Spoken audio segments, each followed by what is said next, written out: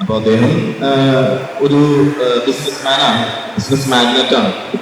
അപ്പൊ റൊണാൾഡോയുടെ ക്യാരക്ടർ കഥ പറയുമ്പോൾ ഇന്ദ്രൻ സേട്ടന്റെ ക്യാരക്ടറിന് അതിനകത്തൊരു റോള് വേണം.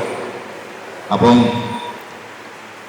റൊണാൾഡോ എന്ന് പറയുന്ന ഫിലിം മേക്കറിന് അത്ര താല്പര്യമില്ല ഇന്ദ്രൻ സേട്ടനെ അങ്ങനെ കാസ്റ്റ് ചെയ്യാൻ വേണ്ടി.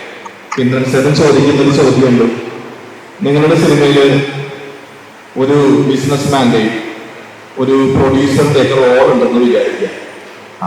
വിചാരിച്ചു, നിങ്ങൾ എന്നെ കാസ്റ്റ് ചെയ്യും. അപ്പോ റൊണാൾഡോ പറയുന്നത് ഇല്ല സാർ, പക്ഷേ റിയൽ ലൈഫിൽ ഞാൻ ഇതൊക്കെയാണ് റൊണാൾഡോ എന്ന് പറയുന്ന ഒരു ഡയലോഗുണ്ട്.